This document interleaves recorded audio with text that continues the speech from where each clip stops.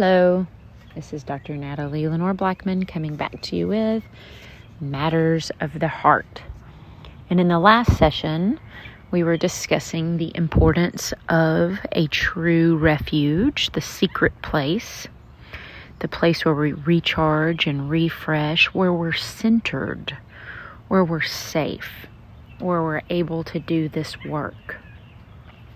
And we talked about identifying false refuges.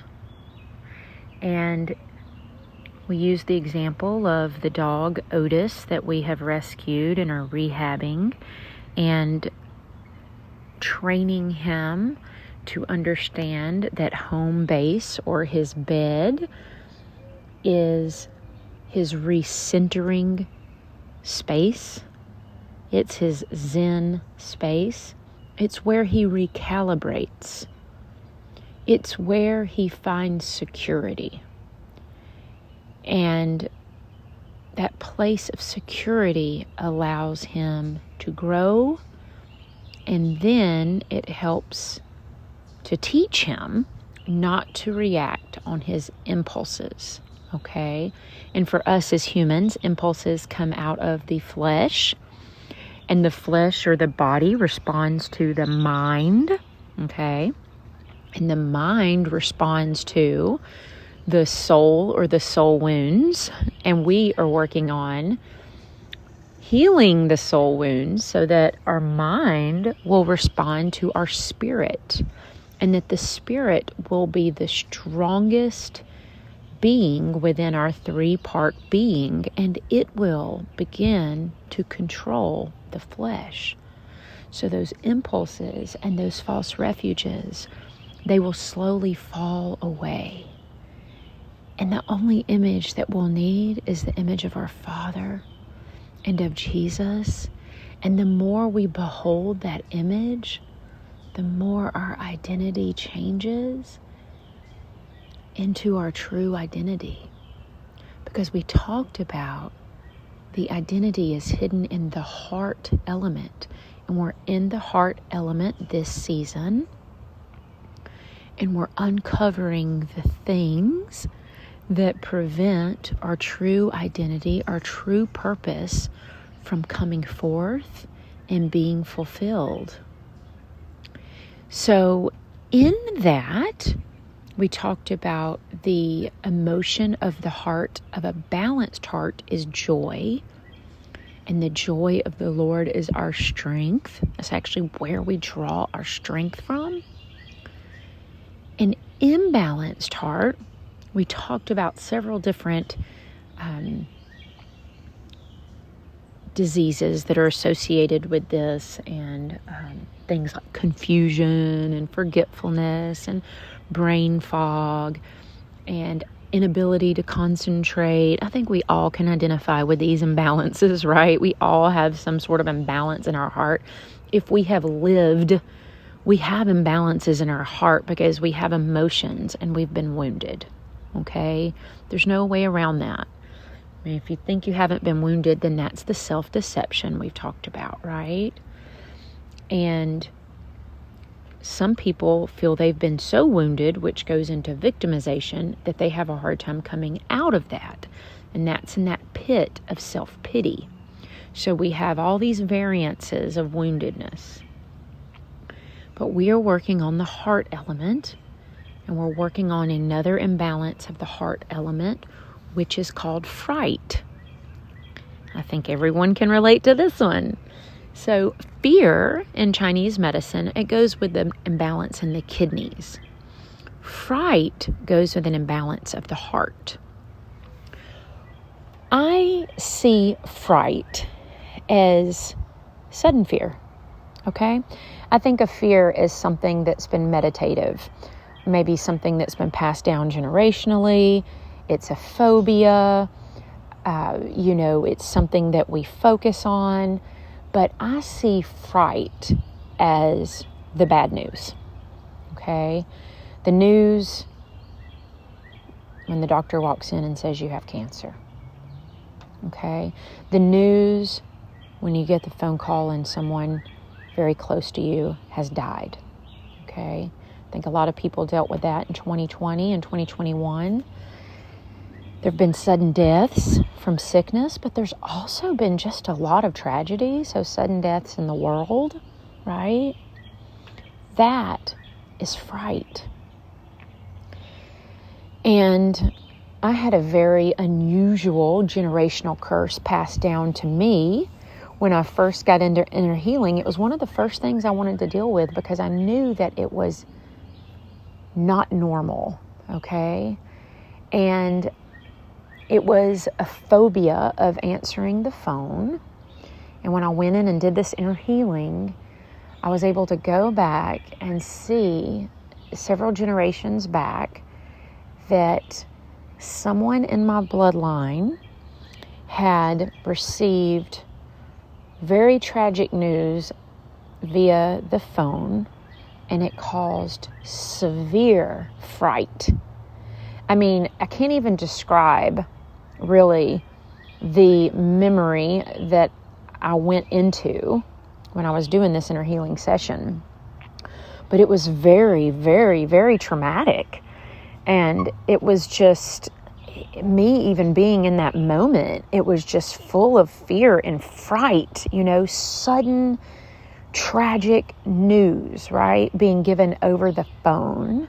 And this was on a old payphone, one where you put looks like a little can that you held up to your ear. So it was a very, very old phone. And now we have the access of like, oh, okay, well, I got this tragic news. Let me call so-and-so. Let me do this. Let me do that. But this was at a train station, and it seemed like this person, after they received this news, was going to have to deal with this news on their own, right? It's not like they could just pick up the phone and call a friend and whatnot. It was just a very unusual event. And that was an area of fright. And that fright had been passed down generationally to me. So I dealt with it. And when we do inner healing, we invite Jesus into the memory and we allow him to heal that place and create a new memory in its place so that the mind does not remember that. But that to me is fright. Okay, startling. Something startled you. And there's a practice of medicine that I have recently been studying, and I hope to study it more the more I'm able to help my people clients. But in this study of medicine, and I've mentioned this before, it's called the New Germanic Medicine, a neuroscientist was able to localize regions of the brain that were triggered when people experienced fright or very tragic news suddenly, okay? So we talked about, a sudden death, maybe a sudden diagnosis, something that a person wasn't expecting. And then he actually was able to see what areas of the brain were triggered by that. And the trigger that hit a part of the brain would put the body in a loop of disease. Okay?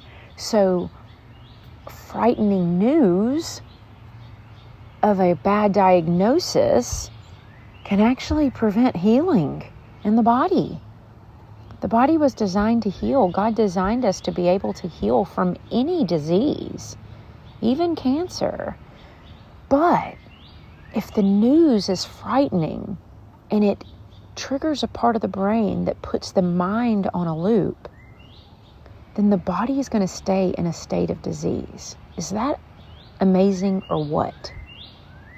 I also see, like, when that fright hits a person, like, the heart is a muscle, and the heart over time, the muscle can be damaged. It's an electrical muscle, and it sends the beats through an electrical unit within the muscle itself.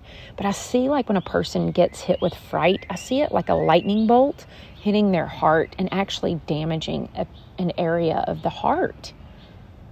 I mean, so fright is a big deal.